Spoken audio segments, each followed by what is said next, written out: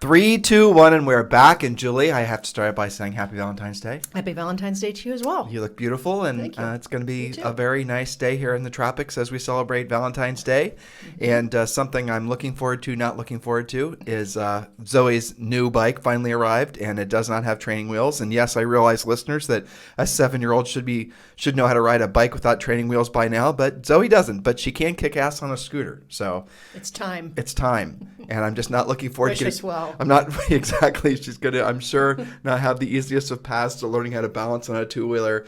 And that's what I have to look forward to after the podcast, getting yelled at by a 7-year-old. So are you saying this podcast is going to be like 4 or 5 hours long? So you can avoid it? Exactly. So I can run it out. So you run it out till it's too dark. Exactly. Well, happy Valentine's Day. You too. And so we just got done planning a little summer vacation for ourselves, which is ironic considering where we live. But I mean, someplace that we haven't been to in quite a while that we're really looking forward to. So what did you end up getting done with that? You know what? Yes. Well, we have to warn them. Yeah, we do. It's the Sunday show. So listeners, this is the Sunday show. So yes, this might be real estate coaching radio, and it is. But on Sunday, we just talk about whatever the heck we want to talk about. And we do have some interesting things. Like I'm looking at an article right now on my computer that Julie found that we want to share with you. But for the most part, we're just defragging from our week and preparing for the new week. So we're going to talk about whatever the heck we want to talk about. And the show might last 15 minutes, or it might last, if I am smart and I run the clock out, and so I don't have to get screamed at by Zoe because she's going to get angry and frustrated because she's not an expert bike rider in 22 seconds. Mm-hmm. You know, I mean, I might make this show last till tomorrow. Yeah. Well, by the way, she's deep in the YouTube videos, how to ride a bike instantly. Good. So we'll see whether it works. Was she really using the keywords instantly? It was right away, instantly, and with no training wheels. Awesome. No pressure. How can our 7-year-old have such a seriously? I know. She's got such a big kid ego. She corrects me on my searches that it wasn't detailed enough to get exactly what she wanted to learn. Yeah, well, that's true. But you aren't very good at keywords in Zoe's defense. Probably not. Yeah, but I'll tell you where I'm getting a little. I mean, she's charging me $1 every time she hears me say a bad word. Yeah, she's getting kind of rich off this. You know what though? She's like our own little Alexa, our own little Siri, where it's constantly listening for "Hey Siri." Hold on. Oh no, don't do that. Okay, good. Everything's off in here. That's how Zoe is with bad words. So I'll be in one part of the house and I'll say something, not like a really bad word, but I'll say something, and then I'll hear, "Dad owes me $1." It's like, how the heck does she even hear that? Well, curiously, she hears that from 3 rooms away, but when you ask her to do something, it's radio silence. So. Yeah. Anyway, what were you talking about? Welcome to kiddom. I don't know. But, our trip. Our trip. Yeah. So, yes. So we one of the things that Julie and I always, as I say this, as I've told similar stories to this before, I always have to start out by saying that I was the car enthusiast that basically enthused so much about cars that eventually my enthusiasm wore off on Julie. So now she's a car enthusiast too. Yes, by association exactly. mostly. And after being married for 30 years this year, we've since decided and figured out that we can do a lot of really incredible vacations centered around the car hobby. And the car hobby is really amazing. I love it for a whole variety of reasons. But one of the biggest things that I really like about it is you can be it was before COVID, right? In March, you and I were down on Amelia Island. And we were going to this really, what was it? Car Week? I forget what they call it in Amelia. Concourse. It's Amelia Concourse. Yeah. And so you can be looking at some 1950s classic Ferrari, and standing, as was the case, right next to me would be, 2 people that are billionaires. And you can have this perfect conversation about some sort of arcane fact of the racing history of said Ferrari. And there are absolutely no social barriers. There's none of the, normal things that you might experience in life. There are not very many things that really give you that sort of universal, what would you say? Not acceptance, but that universal ability to converse with anybody, where it is basically just about sharing the common passion. Thread. Yeah.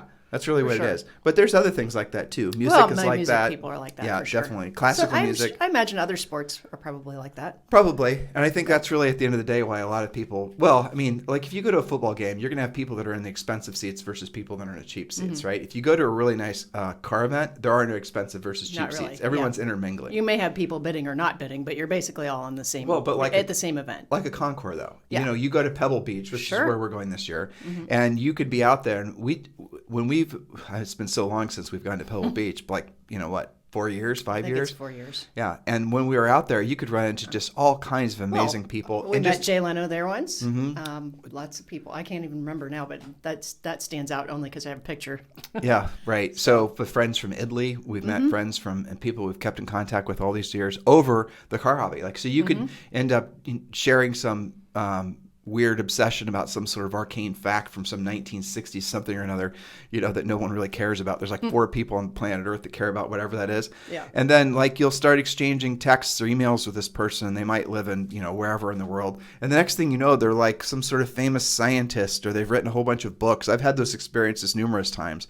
Anyway, the car hobby is really cool that way. And so we love to go to car places too around the world because, again, they're usually centered around amazing places. Like we've been all over Italy. We haven't yet, oddly enough, been to Germany yet, which is crazy. I'm a little ashamed to admit that. We had planned that until COVID, so we'll get back to that. Right, but they're always centered. Like, you remember when we went to Maserati, and it was in was it in Milan? No, it wasn't Milan. Modena. Yeah, it was Modena or nearby. Nearby, outside of Modena. Yeah, and then you go to Ferrari, and it was in Maranello, and then of course that's in the Tuscany countryside, and just have all these amazingly, romantic experiences that, just for normal people from Ohio, it's kind of like a fantasy parallel universe type experience. And so there's something that happens every year in August, September? August. Yeah, in Central California called Monterey Car Week, and obviously the Monterey Peninsula area. And it is like nothing you've ever experienced before. It's so unbelievably bizarre, the density of people that fly in from all over the world. And this is probably, I think this week, and it really is basically a week, it has to be the center of the universe for the car hobby. And it's not like hot rods and whatnot, though there are some of those.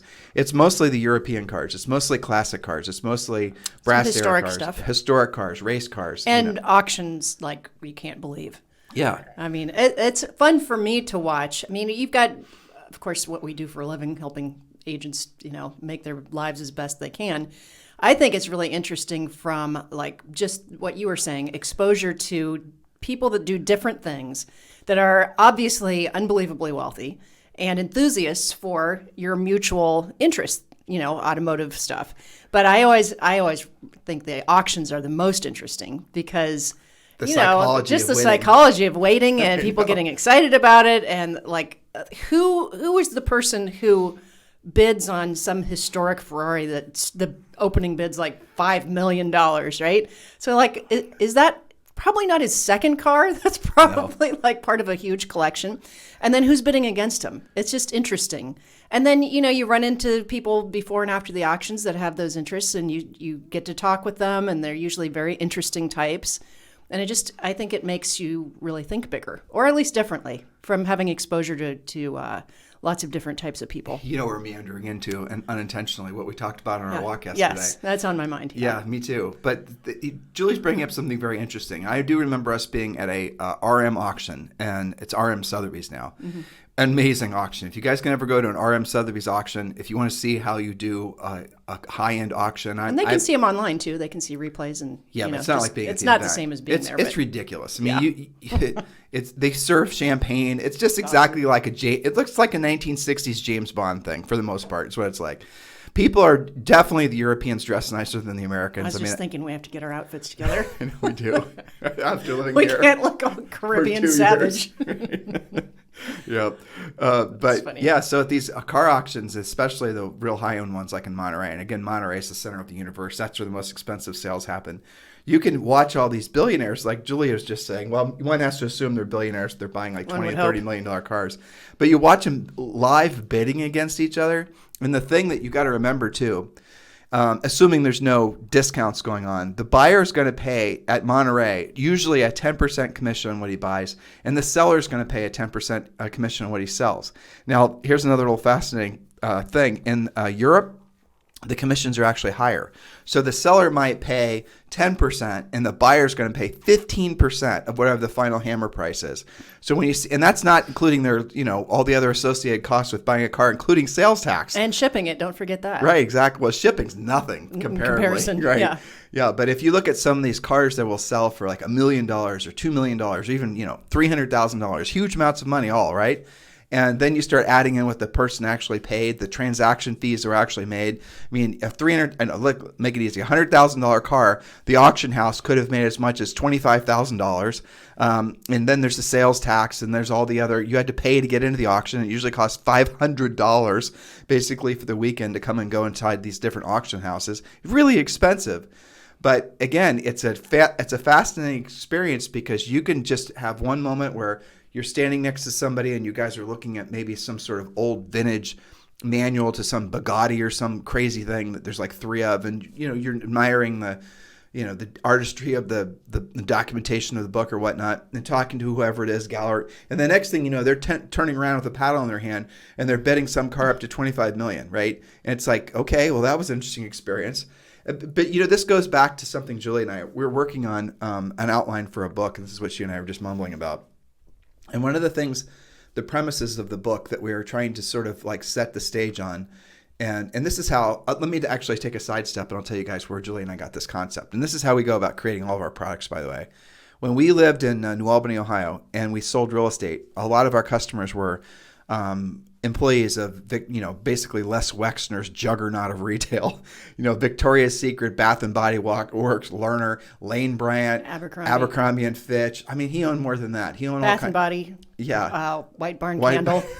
Just the list goes on. List goes on. If you went to any outdoor mall, if you look around, pretty much all the stores that were there, probably 50% of the stores that were there were limited brand stores, because Wexner was the original.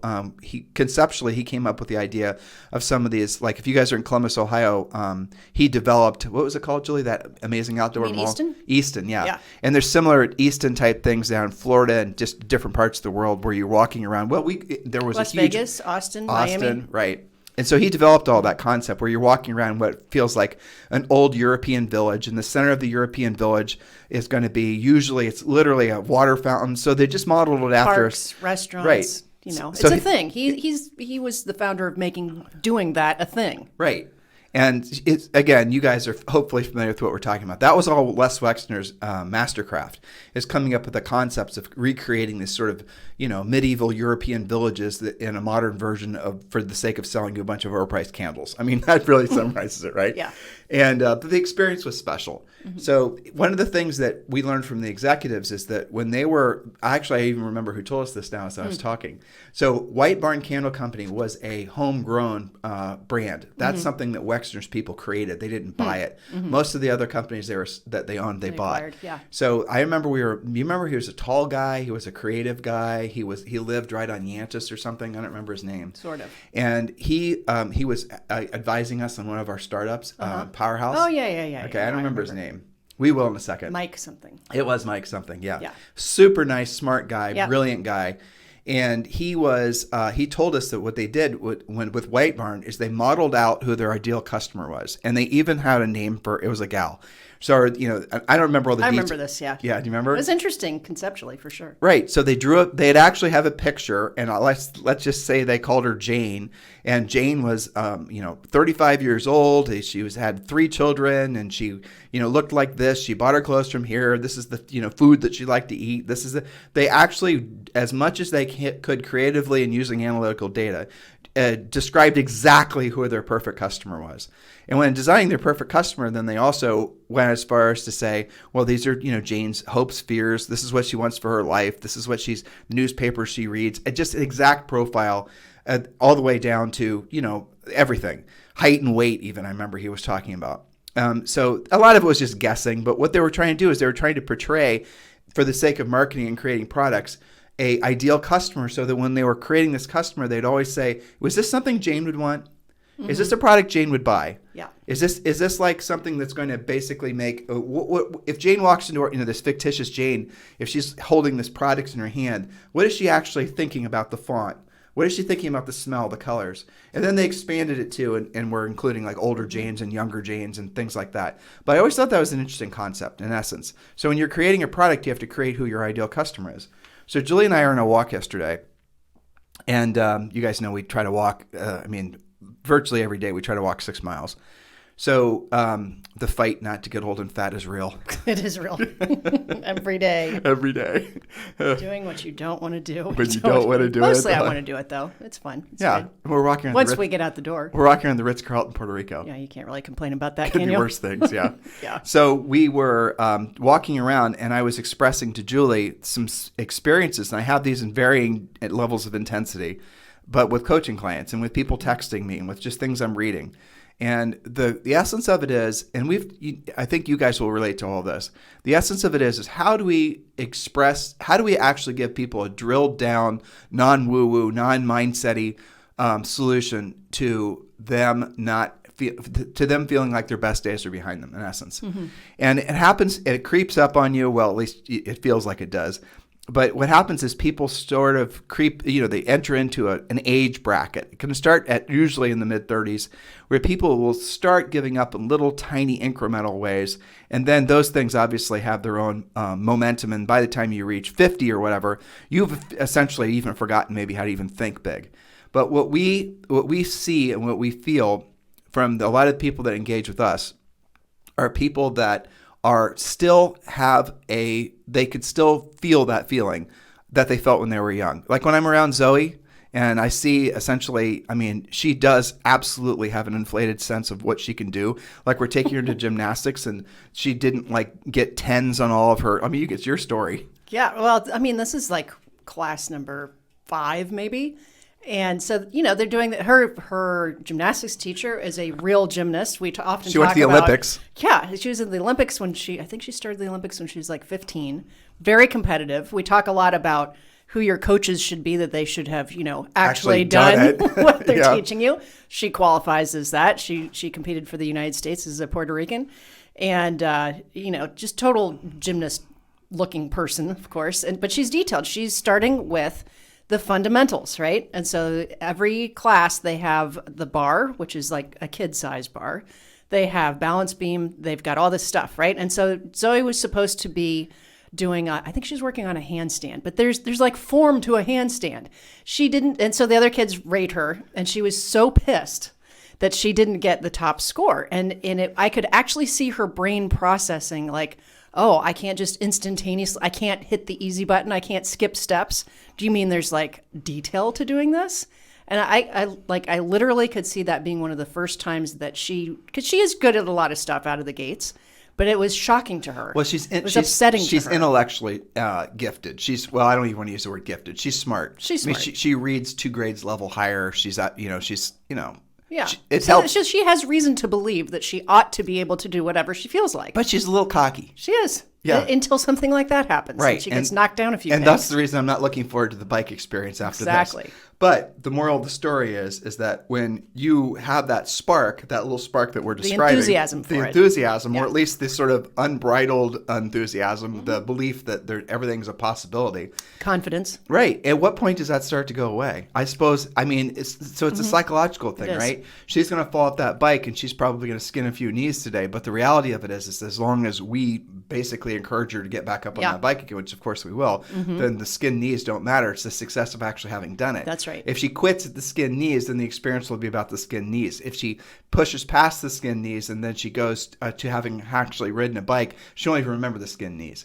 And so I think what happens is a lot of people throughout life, they stop at the skin knee and they never push past it to experience the success. See, this is the exact conversation that we had a few days ago in Facebook Live Premier Coaching, is those stages of mastery, which also will be in our upcoming book, right? So you have formulation, concentration, momentum, and breakthrough. And what everybody wants, just like Zoe on her gymnastics day, she wanted to be in momentum instantly. She wanted to be like the rock star after not even learning the fundamentals, okay?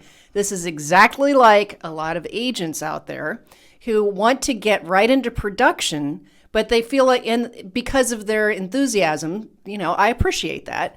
But it's harder to do if you're skipping things like your pre-listing package, your presentation skills, objection handling, and being able to actually produce the leads that you wish to have. It's actually impossible, not just in real estate, but in life, skip the concentration, the work part. Right. So let's not go down that path. Let's just focus on the psychology of somebody who wants to have their flame relit. Yes. Right? And that's what we get up. A lot of those people will discover us. and they like us and they listen to us and then they become coaching clients. And I think the reason that they do ultimately is because they feel in the past like they've been lied to by a lot of the easy button type things out there. And they're done you're right. intellectually, and I think spiritually and certainly financially, they're done taking shortcuts. Those we get the people to just surrounding the bend on your previous point about the levels of learning, stages of mastery, right? Sure. We get people that are in the conscious incompetence phase, right? Those are the types of people we attract. But we just make sure we stay on the course so we can finish up because we have 3 stories that are kind of competing with each other right now. Right. We never finished. It's Sunday. We never finished our Monterey trip one. By the way, here's the summary to that one. We're going to be out in Monterey for Car Week in August, and then we're going to drive up to Oregon, and then we don't know what we're going to do after that. Yeah, Redwood Forest. So if you guys are out in that neck of the woods, keep that in mind because we'd love to meet up with you someplace. And our podcast also might get kind of weird those 2 weeks. So. Yeah, we're going to be doing a lot. We'll be doing a travel log basically. Well, so that person, the ideal, if we were to create that, the ideal customer or the person that we're creating products for, right? And you and I did that when we were on our walk. We kind of created our own, Jane and our own Bob, right? And this is what their hopes, their dreams, and their fears of. And the thing that we always go back to is their lack of exposure. And the lack of exposure, and that's the reason Julie and I think subconsciously we're both talking about Monterey. We hadn't intended to talk about that. But when we're talking about all these experiences that we've been so blessed to have around all of just the different car things. Some of you guys were listening and thinking we were braggarts. Some of you guys were listening and you're thinking like, I can't relate, and all sorts of emotions in between. But you got to remember, Julie and I are just normal people with no specific or special gifts or talents or anything else from Columbus, Ohio. I mean, I was born, in a lower middle class, marginally poor family, and that's how we pretty much were forever. And Julie's from a couple school teachers, so she was just a couple financial rungs up the ladder than me. But we had virtually no exposure to the things that we then started having exposure to voluntarily once we got older. And the Car Week thing is for example. And there were a lot of other examples as well too that we won't talk about now. But what we did do is we did intentionally put ourselves in a place. And again, the car hobby actually helped. We did intentionally put ourselves in a place where we are getting exposed to people that were vastly different than anything else that was in our normal, universe and our normal orbit. And that's incredibly important. And I have to say, I don't want to get it too far off track, but there are a lot of benefits right now to all this social media and things like that, because you can literally cross. I was on Clubhouse, and Glenn Sanford, who's now got a company that he started, 7 years ago, or in 2007, called EXP Realty. Well, EXP Realty is now worth $9 billion. Yeah. And Glenn Sanford and his ex-wife own basically half the company. So Glenn and his ex-wife are worth basically almost $5 billion. Yeah. And in 2007, it was just an idea. He created it out of ether. It's incredible. It is incredible. But you can right now, I mean, if you're an EXP... Well, you did last night. Well, if you're an EXP Realty, a realtor, you can actually message Glenn on Workplace, and almost every single time he's going to get back with you. So you're going to be able to rub elbows directly with a billionaire, which is just unbelievable. And he's a fascinating speaker when I listen to him talk on Clubhouse, because he goes right to the practical. He's not real. I think he obviously has an appreciation for the woo-woo, but what's really fascinating about how he answers people's questions, because that is what you can do. You can ask Glenn, and there's other billionaires too, at least self-proclaimed billionaires on Clubhouse. Truthfully, I think Glenn's the only one I ever see that I know for sure is a billionaire. But he answers these questions in such detailed, thoughtful ways that I hope you guys aren't taking it for granted, truthfully. I hope you understand and appreciate the enormous opportunity that is for you to, at the very least, be exposed to how somebody who in such a ridiculously short period of time has created something so amazing. It's going to change the real estate industry forever. I mean, and who really, really came from all of our space. I mean, he's not like some guy that had some other company that decided real estate was a big opportunity, so I'm going to go do this.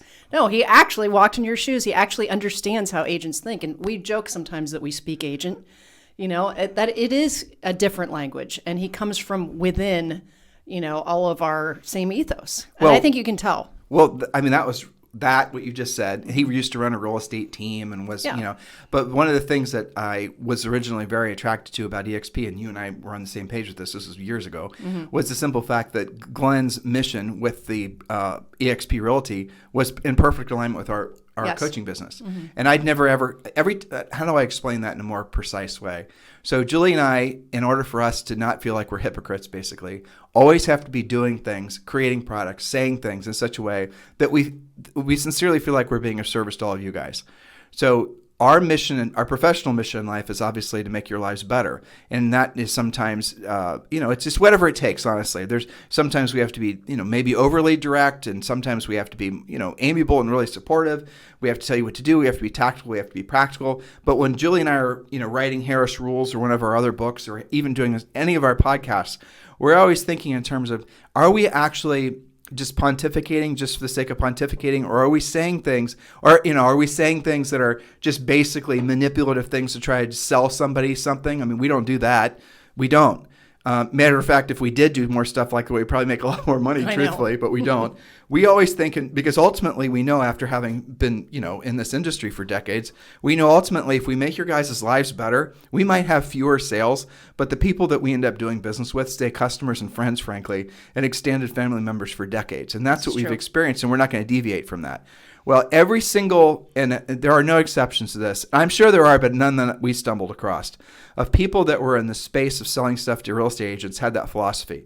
And it was impossible for Julie and I to really associate with virtually any of them, because when you got to know the founders of these companies on a personal level, what you quickly realized is they really were just selling a product, and they had really virtually no emotional attachment to the end user, other than the financial benefit to themselves and their business.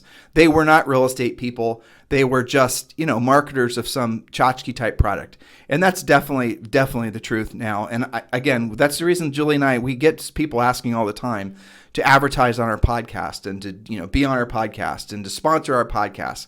We probably wave off, I don't even want to think about how much money every year from people that want to essentially allow us to, you guys get exposure to them, and we won't do it. Because I don't think, unless they have the same level of integrity, and maybe that word's not integrity, that's a little strong. Unless they're on the same mission as we are, and frankly Glenn Sanford was, then they're not somebody we want in our foxhole, basically. Because I don't want to bring to you guys anybody who we don't know at the end of the day is truly trying to be in your wheelhouse as far as, supporting you in your business. And that's what Glenn was. And Glenn said this one thing, and I'll never forget, it was in a YouTube video.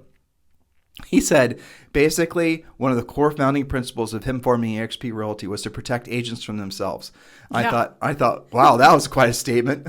That's quite a mission. But what do you think he meant by that? I know what he meant, because he went on to say the agents don't do two things. They don't save for taxes, and they don't save for retirement. And most agents basically retire broke, and the whole thing. It's true. Everything he said was exactly true. And so he said, one of the, agents don't have any equity in the brokerages they work with. They can't, for the most part, other than maybe some of them, and some minority of them buy rental properties, they don't have the ability to create passive income. All these things he said. And that's what he fixed with EXP Realty. He's enabled agents to make multiple income streams, not just transactional stream. Right.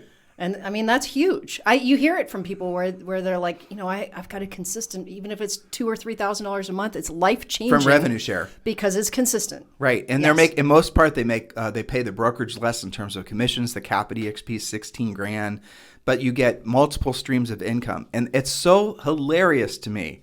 Even as EXP is spreading internationally, even as EXP continues on this trajectory of becoming the largest real estate brokerage in the world in the history of real estate brokerages, even as EXP is publicly traded, even as you can read all the public filing statements on EXP just to kind of, sort out any sort of, people still like to pass, competitors mostly, like to pass rumors about EXP, which are all easily proven to be false if you just read the public filings from EXPI, which is the ticker symbol. If you look at what all the big financial houses are saying about the company and about the stock, you cannot, honestly, guys, at the end of the day, you're missing the boat in the biggest of most, and this is going to be one of the things, unfortunately, some of you are going to regret the most about not having actually joined EXP Realty, and that's the truth. And that's how we felt when we aligned a little over 2 years ago. we realized that, at least assuming there would be no fundamental blunders, that EXP Realty was going to change the world in the same fundamental way that we wanted to with regards to being of service to agents. And we had never come across anything that was that profoundly significant and could have that much. We tried to do it in our coaching business, and we obviously still do. Yeah. I mean, that's our mission. We're trying to create the ideal coaching environment for all of you. But it's you still have to apply what we teach you at the end of the day. And what I liked about what EXP Realty and what Glenn created was he actually put a system in place through revenue share. You get equity in the company, all these other things that you can actually do it somewhat passively and still build wealth. And that combined with what we do in coaching and training was for me the perfect, unbelievably, just unreal. Truthfully, almost spiritual. I hesitate to use that word, synergy. But it took us a while to realize that, because I think that subconsciously we just didn't think that kind of thing was out there.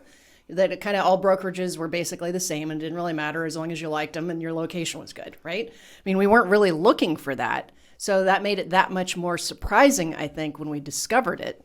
And then you've got to put that in the grinder for a while, like some of our listeners do, and say, because one of the common things when they see the actual model is disbelief. Like, is that really for real? Does it really work that way?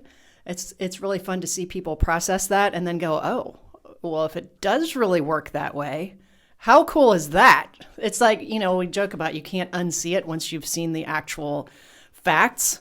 So I think that's pretty cool. Well, I'm going to circle back and we're going to talk about lack of exposure. Yes. But when you see so many different things like Grant Cardone, I think Grant, I like his books. I like a lot of the stuff he does. I know he's a very controversial person, but who gives a rat's ass? Net, the guy does a lot of good.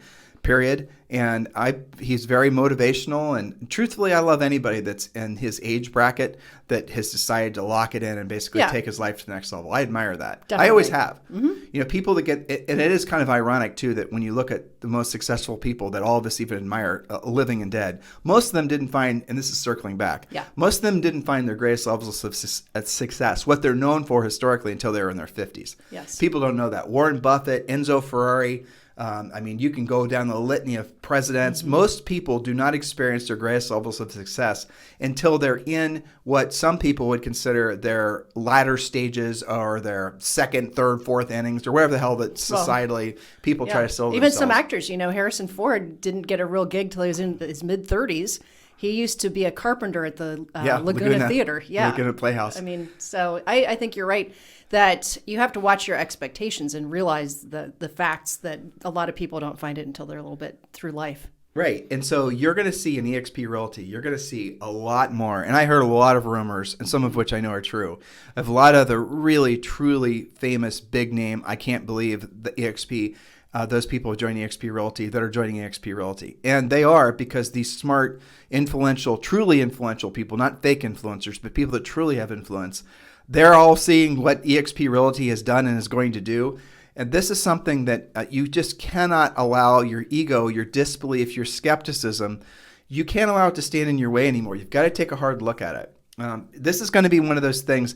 So the EXP is about to split. Matter of fact, it may have split last week, the shares. I don't remember. I think it's this Friday. This Friday? Oh, yeah, you're right. I think it's the 19th. Yeah. So the stock equity, and I've been getting screenshots from people that Julie and I have had join our EXP Realty team, and just thanking us. It's like, I don't have anything to do with it, But I'll take the praise You're and the excited, thanks. though. Yeah, and I've been seeing screenshots of people who have never had savings before, but because they've taken advantage of the various programs that Glenn set in place to allow agents to buy the stock at a discount, get awarded the stock. There's agents. I know one agent, I don't want to say her name, in Atlanta, but I know one agent in particular who she's been involved with EXP for probably a year and a half, and now she's basically become a millionaire.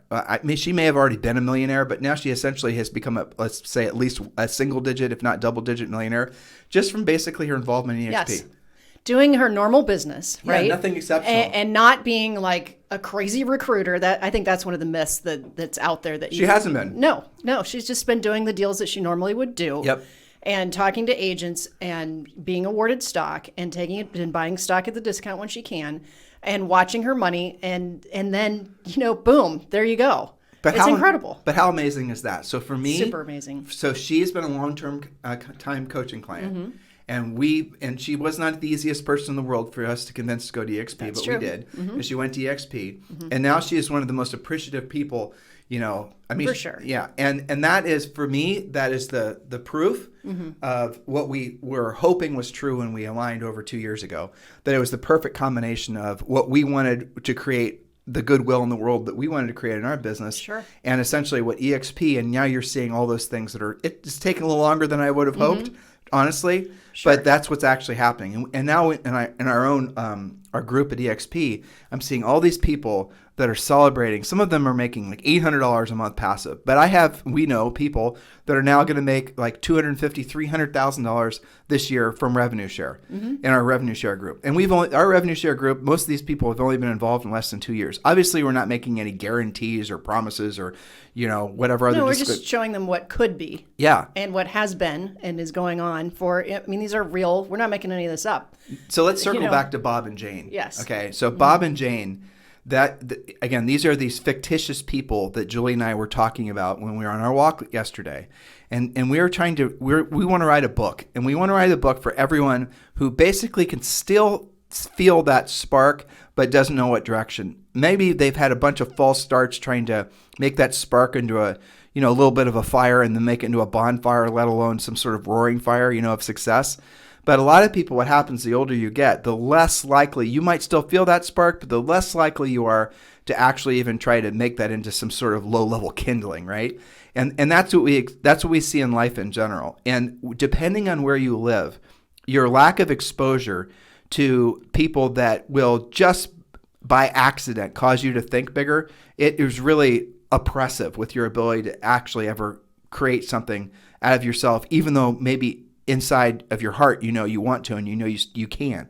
And so when we were walking around, we were trying to so what are the problems and the hopes and the fears of these two fictitious people and what's holding them back? And we really came up with 3 different buckets of things that were holding these people back, these 2 fictitious characters that we came up with. Do you remember what they were? I do. Lack of exposure was one. Well, it was environment.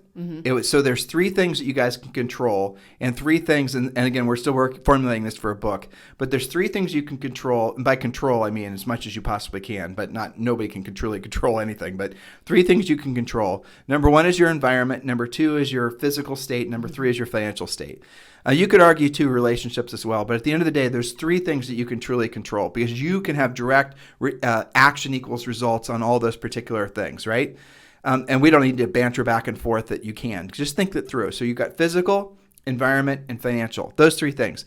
So if you can control those 3 things, then you probably are going to, well, not probably, all the other aspects of your life that might be ailing are going to turn themselves around if you can control those 3 things. But ultimately, the reason that a lot of people don't realize that's true is because of their lack of exposure. It's their environment. Yes, because they haven't been exposed to people who are doing all of those things at a high level. Right. It's hard to believe that it can actually happen. Yeah. And that's, and if you think back in your life, there's so many different things like, would you ever know how to ride a bike if you'd never seen somebody ride a bike? Of course not. You'd be like, what is that thing? I mean, there's so many different things. I in one of the other books that we've done, I talked about like the Harlem Boys Choir. Who would think that the Harlem Boys Choir, where people kind of send their kid to do something after school, would be like making the most incredible music? Why? Because the people that lead that show them, they coach them, they teach them, they expose them to beautiful things. And then all of a sudden, they learn how to do it. It's innate within all of us, right? Sure. There's something innate within all of us to want to create, to evolve. But it helps to see express. somebody do it. Like, I didn't know a human could run at 12.0 on a treadmill until I saw the Orange Theory coaches doing it. And then I'm like, that's interesting. How do you do that? And then they would show you how to incrementally up your speed and change your incline and do all these things. But I had no idea on my own. I just thought, you run that fast, you're going to have a heart attack or something. Until I saw people doing it easily. But there you go. So lack of exposure, Yes. you can make up for that lack of exposure no matter what your environment is. Yes, but And you have to be actively doing that. you have to seek it out. You And can't wait for it to be done to you. So that's touching on something very fascinating. It's sort of like our media-free mantra. But what happens over time is that your environment becomes surrounded by things that reinforce, like wherever and whatever, Bob and Jane, remember Julie and I are formulating this for these 2 fictitious people. Wherever they are, whatever they look like, whatever their surroundings are, whatever their lifestyle is, whatever their thoughts are, whatever their nature of their relationships are, and the nature of their checking account balances. Do people even have checking accounts anymore? They do. They're online. Okay, good. Well, the nature of all that stuff is really, exactly. It's based on past decisions, and past decisions that could go back decades. And who they're surrounded with. Sometimes I see on agent forums, I see evidence of this. Like, one of the things we're going to talk about in the book I wrote down this morning was over time, as people give up, you hear things like, oh, it's not about the money for me. It's not about the money, and then so everybody around you is reinforcing that, oh yeah, real estate's hard. It's feast or famine all the time. That's just how it is. And then you start to believe that. And I've even seen kind of toxic brokerages where everybody's sort of on that same page. You just said something interesting, and I actually want to reel Uncle G back in here, okay? Okay. So Grant Cardone said something really fascinating, which I really liked. And it was just on a Clubhouse. I'm embarrassed to admit that I've been listening to that dumb thing for like an hour a day. No. But he said that, so there was, again, a situation where there was a lot of people in this room, and he was on the stage, and people were asking for advice. And one of the questions was the usual question that everyone, mostly doe-eyed millennials like to ask about, implying that they need to have passion in something to be successful and all this. And then Grant told the story. He said that he developed his original product, and his product basically is he calls it Cardone University, and it's essentially a sales system. And his background is mostly teaching car people how to sell. That's his bread and butter, right? And so he created this sales system, but I think he's made it universal enough that it essentially can appeal to anybody. And it's not any kind of sales, not just it's more of a generalized sales system, right? Which is fine, right? It's great. So he created this system originally around specifically car people, and it wasn't a generalized sales approach. And he said he had so much passion and belief in this product that was the hill. That was his thing. He was going to die on that hill. Yeah. This product is I'm going to turn around the cars. Everyone's going to learn how to sell cars, and they're going to follow the Cardone. Whatever. And that was. And then he said he was constantly experiencing, because he was following his passion. Stay with me here, listeners. So he was following his passion, that I have this passion, this product. It's the best ever. It's going to help everyone to basically sell more cars, happier customers, more car sales. Passion. I believe in it. If you guys have any exposure to this guy, he has an absolute, big ball of energy, right? Yeah. And then he said he realized he made a huge mistake. Because he said he should have been doing, and I love this on this Clubhouse too. He said what he should have been doing is he should have been following the money, not following his passion, which is frankly the honest answer. Because the money is your job as a business person is not to follow your passion. Your job as a business person is to make a product that that your customers are willing to pay for, then exceeds their expectations. Your job as an entrepreneur is to create a product or a service, but let's just say everything's a product, right? Whether it's a service or not, that's just for the sake of conversation, it's all product. So your job is to make a product that is superior to your competitor's product, that exceeds the expectations of your customer, so your customer feels absolute overwhelming value for what they receive, for what they pay. You don't want your customers to necessarily feel like they ripped you off because you're providing so much more value than they expected, but you want something right on the edge of the customer feeling like they got so much more value. Outrageous value. Right. And that's what we strive for in our business. We want to make it so that we provide overwhelming value to the point where you feel like you've underpaid when you engage doing business with us in our coaching company. That's our mission. Basically, that's how we create things. Because then there's no way you're going to, there's no way you're going to have a customer who does not feel spoiled. And that's what we want to do. But you give the customer what they want. Right. That's not what you think they want. Yes, and that's what Grant was saying. Grant said the truth. He said you follow the money. Follow the money. And I thought, oh my gosh, it's so true. But in that little sort of feel good, everyone gets a participation trophy environment that he was in, I thought it was awesome that he said that, because it was the truth, but it was also not the popular answer. Definitely not. Because everybody wants the follow the passion and the money will come. Everybody wants to believe these woo-woo things about money. Money does not give a rat's ass about what your passion is. Nope. Money just you are rewarded with money. The money is a direct mirror of the services you provide to other people and the problems, thus your services and your products have helped solve for other people. That's it. So the more products, or the more services, the more problems you solve for other people, the more money you have. So if you don't have the amount of money that you think you deserve or would like to have, it's just because you haven't helped enough other people solve their problems. That's really the formula for life. And he was, saying the truth. It was interesting to listen to the reaction of people who are, also moderators or on this virtual stage. They didn't know what to say. Yeah. They didn't know what to think because, again, this is what we say.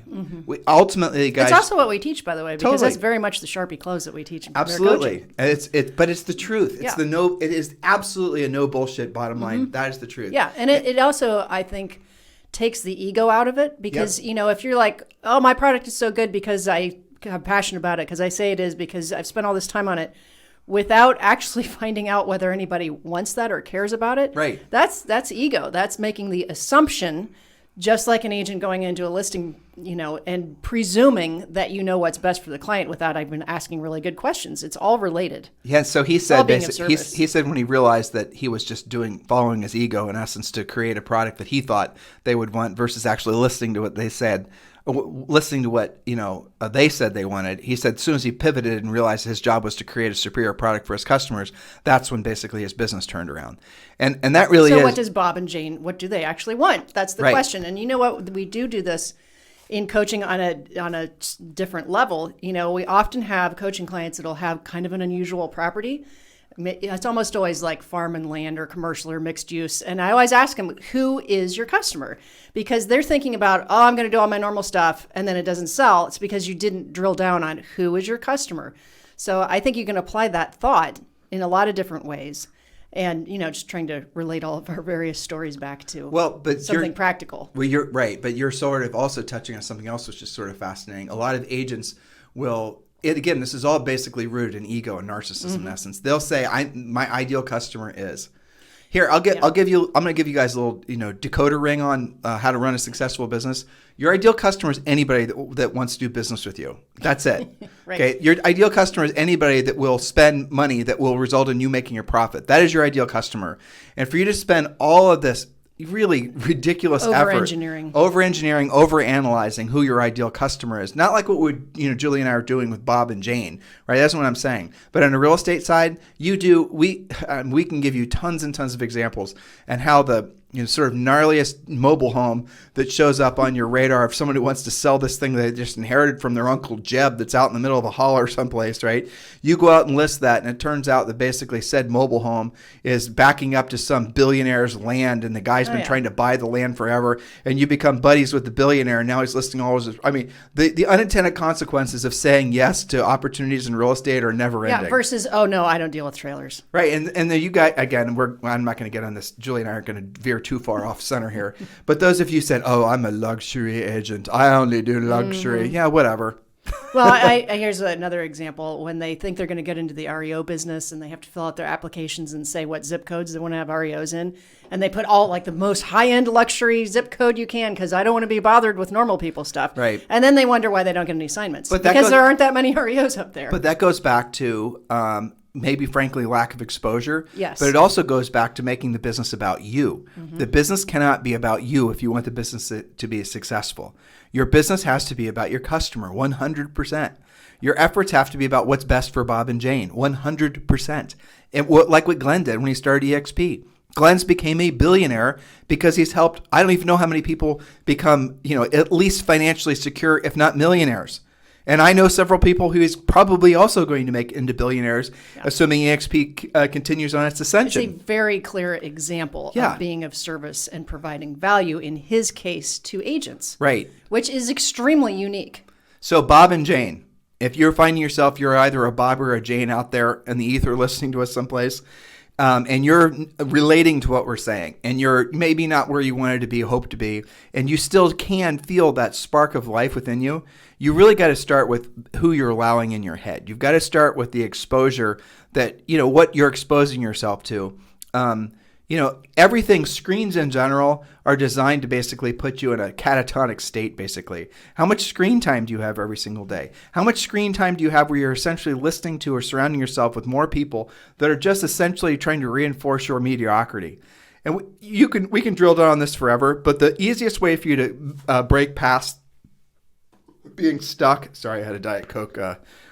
Sneak up on you. The easiest way to sneak or move past your sort of complacent mindset about your potentiality is truly just to expose yourself to other people. That's the easiest way to do it, because just by accident, you're going to start listening to what they say, hearing what they say. Everybody says the same thing. Read books. And in this case, obviously listen to podcasts. Do things they're going to give you to put you in a place where you're having exposure to people that will either intentionally or accidentally inspire you. And if you're not seeking out people like that, so your environment is your physical environment, right? But your environment is also your mental environment. In essence, what you're allowing yourself to be exposed to. If you really want to make that little spark that you still feel within you into something more significant, you're going to have to start there, because you can forever you join a health club and buy all these keto or low carb books and build all these financial plans and work on your dream boards and all the rest of it. But if you're constantly feeding your mind and your soul with crap that's going to keep you small, how the hell do you ever expect to break free of that? So what Jules and I did is we did have exposure to people that were much more affluent than us, because prior, when we were in high school and through college, we had a car cleaning and detailing business. And guess who one of our customers was? Les Wexner, who basically was, the richest man in Ohio. Probably is one of the, I think, 100 richest people on planet Earth. And we used to take care of his cars. And he also used to belong to a group called YPO, Young Presidents Organization. And we had a lot of YPO customers in Columbus, Ohio and those people would then introduce us to other people. And that is how Julie, now, unfortunately, not a lot of those people ended up using us for real estate when we got our licenses. But it didn't matter, because what we learned from that experience, it's even more valuable, right, is we learned to think big. And that probably most certainly had something to do with the reason that in our early 20s we sold over 100 houses our first year, because we had been exposed, inundated with all these people who were not anything like what we grew up like, and were allowing us to think. And Julie, I remember as you and I got more and more exposure to those types of people, we definitely had resentment. I know from both of our families. Mm-hmm. Yeah. Yeah, and not anything that they could define as that from their perspective, but that definitely happens. You have to be able to digest that. Remember where you're from. I mean, how many times we hear stuff like that? Definitely. But the other element of exposure, it's not just being around people like those clients, those detail clients. It was I think this is a major thing that maybe we mentioned in the book also.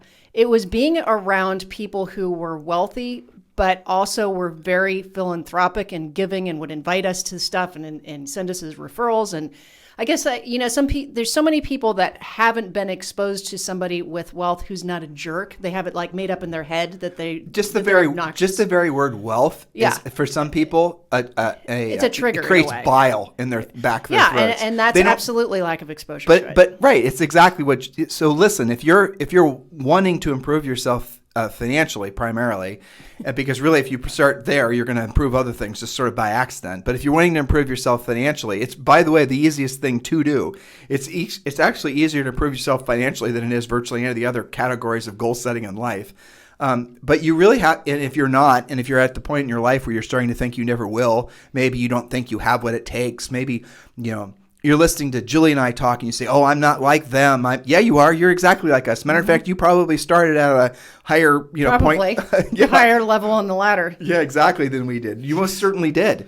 Right? Well, I'll tell you one thing. They're all selling real estate with better, bigger average sale prices and massively escalating prices, which affect your commission through no fault of your own. Well, Julie, we didn't have any of that. The thing is, like, when you and I were in the business, and where did we get there were no overt places to go to get exposure to people. No, you had to look for Howard it. Brenton, and that was basically Well, we shadowed people, but you had to find it for sure. Shadowing was where you go. Coaching wasn't invented yet. Nope, coaching wasn't around. Shadowing was where you drive someplace and you spend a day with somebody who was a top producer. You did things like that. But educationally, with the exposure, it's almost, you guys have, the problem is you're oversaturated with different ideas and things, and you get confused.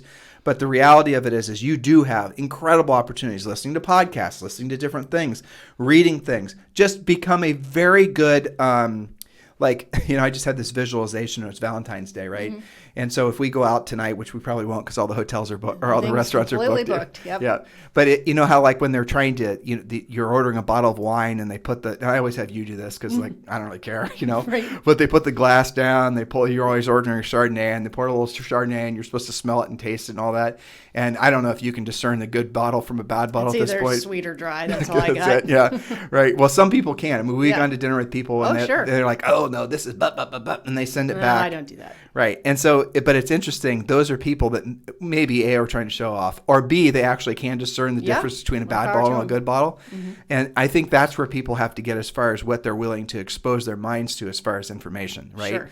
And if you're not really putting in place really strong filters of who you're going to listen to, then you just naturally, you're going to gravitate towards people that reinforce the person that you are. It's an unusual freak of a person that's going to intentionally make themselves uncomfortable for any long period of time. You might do it for like moments, but you're not going to do it. Most people aren't going to do it for a long period of time. So what you might do is you might start out like this year with all these New Year's resolutions. I'm going to turn everything around. I'm going to make this the best thing ever. I'm going to lose weight. I'm going to whatever. And then what happens is maybe you start reading some books and you start watching some things that motivate you. And then what happens is you pivot back and slowly the old software that had ruled your life for years, if not decades, creeps back in. And then comfortable. And you migrate back and all your friends sort of pull you back.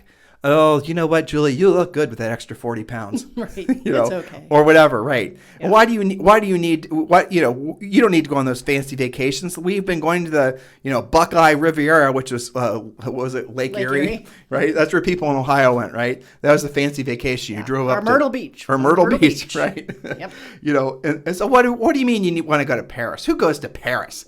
Those people are all communists. You know how long it takes to get there? Yeah, it's dangerous. What about terrorism, right? I know. And so then all your little dreams and your hopes and your ambitions and the things. Backtrack. So you backtrack. And if you maybe decided you wanted to go to Paris, maybe you had this visualization of you going to Paris and you're wearing a beautiful outfit and you're walking up the Eiffel Tower and you're eating croissants and having whatever. And you had all these emotions were starting to be attached with this version of yourself that was having these experiences. And you're just unbelievably, your heart was starting to feel awake. And guess what? You were actually igniting those timbers and your little spark was starting to become a fire. And you were actually starting to move towards the person that you've always known in your heart would. And then you expose yourself to people say, what's wrong with the Lake Erie? And they try and stamp out what you had. And a lot of people, it doesn't take that much kickback for them to give up. Nope, and they give up, and then they're surrounded. It's like confirmation bias, and they're surrounded by their friends and their family members, and maybe people they work with, and they're, Julie, listen, I know you want to sell 25 houses this year, but aren't you going to stop and smell the roses? Yeah. Why do you want to work that hard? Oh, Julie, you look tired. Why are you working that hard? Exactly. We miss you at the I don't know, the hog throwing competition. I don't know what people do, right? No, but you know what? Some of our coaching clients have come across this where I remember one story in particular where our agent was doing really well. She was at one of these award ceremonies and one of the agents was like, yeah, but I bet you don't have much of a family life. Exactly. And she's like, well, actually I do. I have this and that planned and I'm going to make sure my kids are taken care of. And, but her first reaction was kind of like, F you. But then she was like, actually, I do have this all planned out and I'm doing this on purpose. But the attack was still there. And she was strong enough to push through that, but a lot of people aren't. So now you're touching on something else we talked about on our walk yesterday when we were thinking about writing this book for Bob and Jane, The Mythical Balance. Yes. Right? And that's something else that really screws people up. This belief. And it's easy to pick on. It's very easy to poke a stick at that. When I hear anybody's SOB guru types talk about how you follow their little sort of mythical mindset plan and how you magically can have balance in all aspects of your life, baloney. It offends me. Honestly, it offends me because it's such an obvious lie, and yet people believe it. And I'll tell you from a professional perspective why it offends me, because we've coached people who were destroying their lives basically and their potential because they were trying to seek balance. That's what offends me.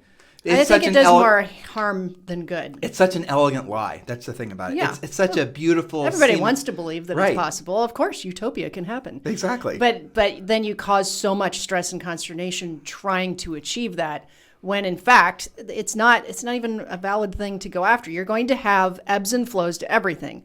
Going after something, physical, well, maybe you're going to give up something on the other end for a little while till you work that out. And then the pendulum swings back. I saw I can't remember what I was reading, but it was an interesting graph of how for real estate agents, the ebb and flow between, working on something and then business comes in, then family comes in, and it's more intertwined than it is a perfect balance. Well, you can, it's in our book, Harris Rules. Obviously, we coach agents to do this. You really should start, truthfully, you should start with those three categories: physical, obviously your environment, and financial. If you focus primarily on those three categories, the other things will sort themselves out. And like I had, just as we're talking, I'm just thinking about someone in particular. I'm not going to mention his name. And this guy has so much potential. He's part of our EXP group, truthfully. He has so much potential. And he's just charismatic, a really, really great guy. You and I have known him forever. And I know who I'm talking about. Okay. And he always is using family as his excuse for not actually going the extra mile for getting anything done. And he'll always say, well, I've got to do this or I've got to do the other thing. And I just wonder if he realizes that, Johnny and Susie really do not give much of a rat's ass whether he's at every soccer game. They'd much rather basically making it so that he can earn money to give more financial security to the family. And there is this omnipresent sort of dread from lack of financial security in the family that comes out when I talk to him, in the form of conflict with his wife. So he's not realizing that what he is actually doing is creating that financial insecurity in the family, which is adversely affecting his entire family because he's using the excuse of having to go to Johnny and Susie's, never-ending sports schedules. And guys, that is a mistake. A lot of people use that. Yes, a lot of people. But that's a socialized excuse. That's exactly right. That is very much acceptable, right, as an excuse. Now, we're not saying all in or not in. We're not saying don't support your kids and don't go to anything. But be realistic about it. You actually can do both. And one of the chapters in the book that I wrote down this morning, because it's under development, is that everything is better with money. Okay? Your family situation, your relationship with your spouse, your kids, your health, your ability to take care of anything that comes up. I mean, how many people get into these ruts because their insurance didn't cover something? Well, poor people problems, because we were poor. Yes. Okay, poor people problems are 1,000 times worse than rich people problems. Yeah. Well, problems in general are way worse when you have no money. Right. Same. You can have the same problem because life goes on. You're going to have stuff happen to you. And whatever it is, it's much better when you don't have on top of that financial insecurity. I promise you that Johnny and Susie would much rather have you put in some extra hours and actually earn enough money that you and your spouse didn't have to fight anymore, or that they could actually go to Disney World and stay at Universal opposed to staying at the B&B that's outside of the swamp. I promise you that Johnny Motel 6. Right. I promise you that Johnny and Susie would much rather have their college is at least subsidized, but you guys get the point. And what you're doing, and what a lot of people do, I could just feel the seething resentment as we say these things, but it's true. And these are the things you learn are true after you've done as many coaching calls as we have. Definitely. We've done hundreds of thousands. Who knows how many? Just ridiculous. Gojillions. For real. And it's so many self-created problems that are just constantly reinforced. Yes. Right? And then it's all these things that people don't realize that most of their problems in life would go away if they solved the financial problem. Yeah, but it's because if I say to you, it's okay, the struggle is real, that's how, most people are, blah, blah, blah, then I'm making it okay for me to have that same struggle. You see that the reciprocity of accepting and reinforcing mediocrity makes it so I don't really have to work on myself. That's the big spinning wheel of all this. And so if you're, again, spinning wheel, if you're constantly reinforcing yourself with other people, which all of you are, that are thinking and acting the same exact way, I don't know if you guys have realized this, but most neighborhoods and communities have a tendency to, you are attracted to a community that the people are all going to be similar to you in terms of obviously income, but also in terms of educational status, also from maybe religious status, also from all Politics. kinds of different things. So without knowing it, even if you've moved cross country, chances are you've ended up in essentially a different fishbowl surrounded by essentially the same people that you've been surrounded with forever. And you might move from Columbus, Ohio to San Francisco, or Columbus, Ohio to even Puerto Rico, but you're going to gravitate without consciously intervening. You're going to gravitate to recreate exactly what you had before, exactly the same thought patterns, because that's where you feel comfortable, secure, familiar. And, again, this goes back to environment. And this really is, Sure. and all these things, if you have that spark that's in you, I know you do, all of you do, some of you, it comes and goes. Others of you, it's more than a spark. You've already got your own fire going, and you want to know how to take that fire to the next level. You've got to really drill down on what you're allowing yourself to be exposed to. That's the thing that the older I get, the more I realize that's been one of the biggest gifts that we've given to each other over the past 3 decades I've been married, is our exposure and our willingness to be uncomfortable. Definitely. And when I personally, and I know you feel the same way, and we talk about this, when I personally find myself comfortable in anything, that's where I get scared. Because I don't want to feel comfortable personally. But are you in conflict with that? No, I think it depends on what it is. I mean, there's certain things like health. I have a strong desire to be comfortable and healthy. Well, that's what I mean. But like business-wise, substitute or whatever, comfortable with complacent. Yeah, no, I don't like being complacent either. Right. That's why I think, I had this conversation with somebody about working out, is that it's so much easier, even though on certain days, many days, I hate doing it, it's so much easier to just accept it and be consistent about it versus having an ebb and flow of sometimes I'm complacent, I didn't feel like I didn't go this week, and then you have to go back and it's so much harder. So that was you and I had a conversation about discipline, and that most people will fight discipline, and so I'm still kind of working that. Well, it's process. it's the two things, right? Repetitious boredom pays off, Yes. right? And the other one was, if you want ever increasing levels of success in your business and personal life, you have to, do what you don't want to do when you don't want to do it at the highest level. And in none of those statements can you find any gray area, and none of those statements can you find anything other than the obvious truth of how life actually works. But it's the doing of it that makes it difficult. And Exactly. It's the consistent doing of it. Because, we talked about this in the treasure map with the scheduling of things, is like, if you're trying to have consistent results, you have to have consistent effort. And so if you're somebody that constantly puts off like lead generation or lead follow-up or any of the normal things, well, your income is probably a direct correlation to that, the ebb and flow, the feast and famine, because you haven't actually, maybe conceptually you get that you have to do what you don't want to do when you don't want to do it consistently, and that repetitious boredom pays off. You get that, you believe it, you understand it, but living it is a completely different thing. I'm going to touch on something else too. I do remember having epiphanies in my life, and there haven't been very many, truthfully. Like when I met you, Valentine's Day, so I'm going to say something romantic. That was an epiphany, right? And there's other things that have happened professionally. But I bet you if I really focused and concentrated on it, I could maybe think of 4 times where I felt like, the clouds have parted and I've just had ultimate clarity. And the reason is because there aren't any distinct feelings of having an epiphany now at my age, because they're not thinking like that where I'm able to, even though I'm struggling to come up with the words now, thinking like that now has become habitual. Yes. So it's not like, you and I were talking about something else that we're going to do with our business, right? We want to take our business international. We're talking about different ways that we could involve investors. We're talking about maybe taking the company public. We're talking about different things that we could do to really make our coaching company the number one, global real estate coaching and training company for real estate people all over planet Earth. And that's a big thought, right? It is. Okay. And so we were talking about how to go about doing that.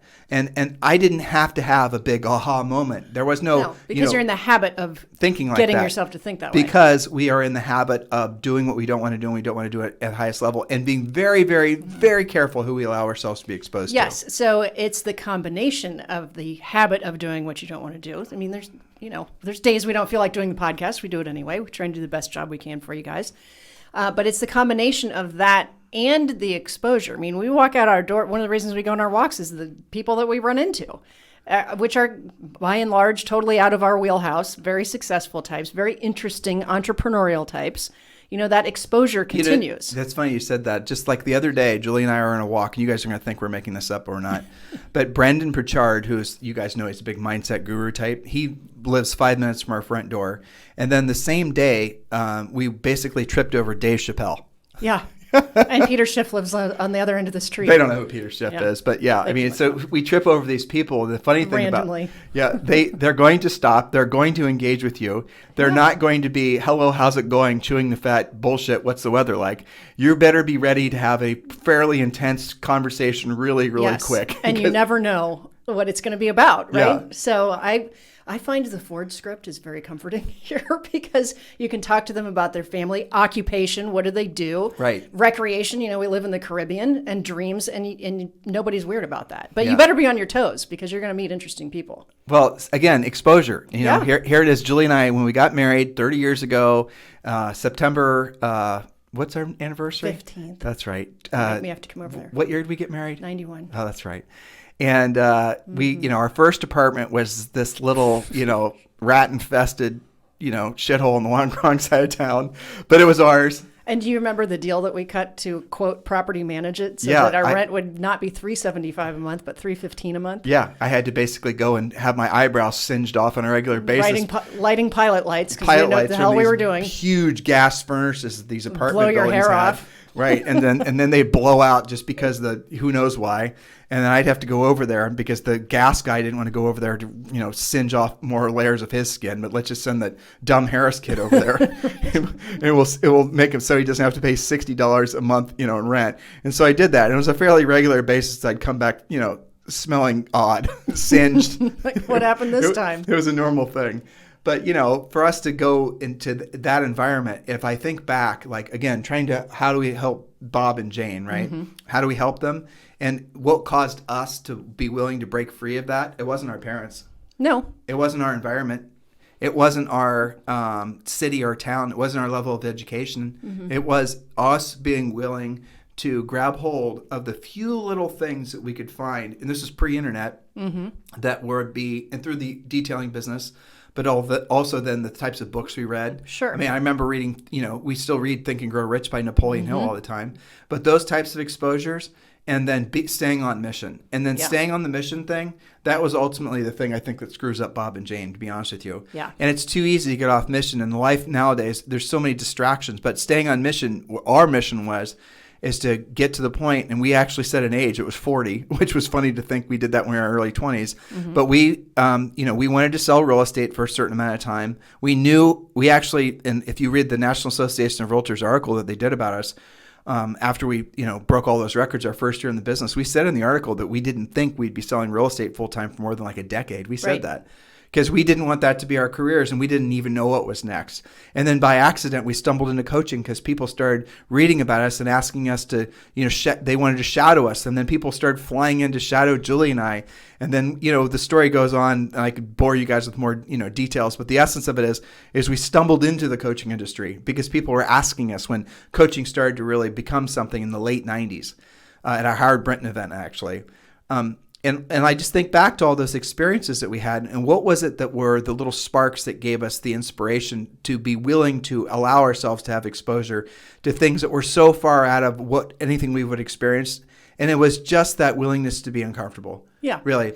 And to seek out and, find pre-coaching when we would shadow each other, and then people would start shadowing us, to actively seek and follow people that have done what you're trying to do. When we do the goal setting and the treasure map, one of the questions is, who do you know that's done this? Right. And that doesn't mean go do a survey on Facebook to find it. It means, honest to God, who do you know that's done this? That's the problem nowadays, honestly. It's very easy to get off track. And I see this happening in Clubhouse. Yeah. I don't want to be an ass and sound like an ass, but at the end of the day, there's so many people that are just straight up lying about what they've actually done in life. It doesn't take that much research to go and Google and look at their LinkedIn, but then you can go to like the Wayback Machine and, I had this, the other thing, and you can find all kinds of interesting things. But I don't understand, truthfully, how there's this subculture of like this hustle subculture thing. I'm not really tuned into it, mm-hmm. where people it's almost become like, I don't know. They're flexing almost. Badge of honor. Yeah, to act like they're successful in business. Like entrepreneurialism has become, being a successful entrepreneur is definitely some sort of virtue signal. Mm-hmm. And people are willing to fake it, and then they never make it because they fake it. But they want fame. I was listening to this other one. We're bouncing mm-hmm. around a little bit. Mm-hmm. I was listening to this other Clubhouse yesterday, which I thought was kind of interesting. And this guy claims, and I believe him actually, that he was one of the main reasons why Kim Kardashian, of all things, became such an influencer. You think this is an interesting story? Should I tell it? Yeah. Okay. So the essence of the story was, and I thought this was fascinating, truthfully, is that Kris Kardashian went to this guy, or somehow they connected, and they were trying to decide which of the daughters. I don't even know who all the Kardashians are. I think there's 4 girls and a boy, and I don't even know what. And they were trying to decide, well, which one are we going to make famous? Really, this is the conversation he described on this Clubhouse thing I was listening to. And they said that they chose Kim for a whole variety of reasons. And then all the stuff that started coming out, if you guys remember, is this era where there was these social influencers, like, why are we hearing about Paris Hilton? Why is she on the news? That. Why is it that all of a sudden you walk through a grocery store and she's on? What did she do? Is she an actor? Did she figure out did she write some book that? No, she's just famous for being famous. And I don't know if you guys remember that famous for being famous thing when that really started to creep in. It wasn't that long ago, by the way. Mm-hmm. And so this guy was one of the reasons that some people were just famous for being famous. He was taking advantage of the media's never-ending, zeal appetite for just little weird, just different things. And so most, if not all, of the things that made Kim Kardashian originally show up on all these radars was contrived. Completely manufactured. Right? Completely manufactured. And he talks about it. And he talks about essentially how, then after that, then Kris Kardashian said, well, we're going to make another daughter famous. And then whichever one came after that, again, I don't really have any clue.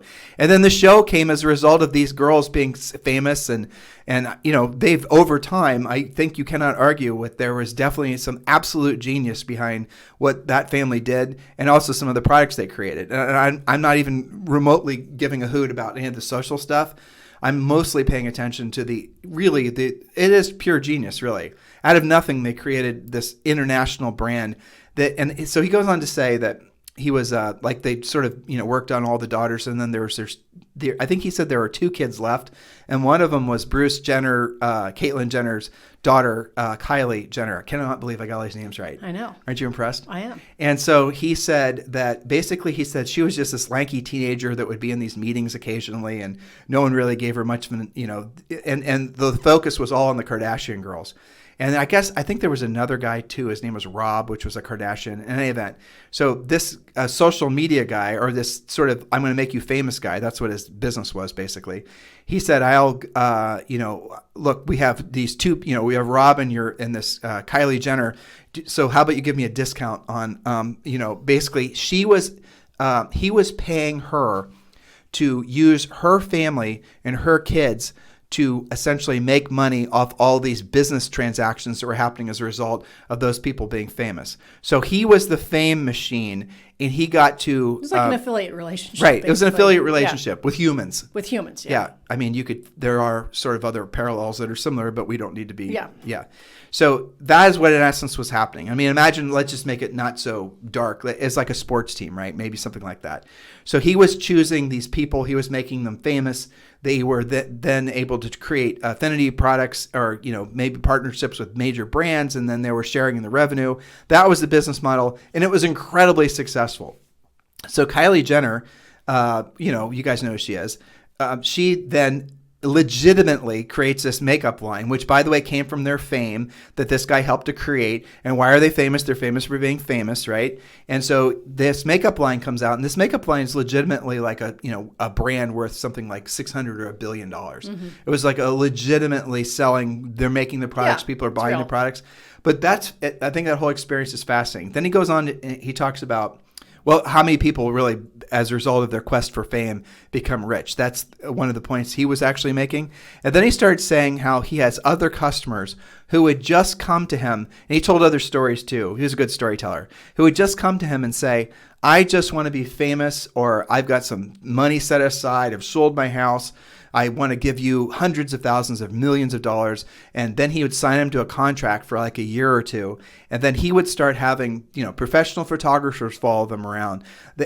Staging things. Basically. Staging the entire creation that he would pay celebrities to be seen with them. He would start making it so that there were salacious rumors that were floating around that, so-and-so famous actor is dating this, influencer type that, obviously this guy's trying to make famous. So all of it was fake, contrived, completely contrived.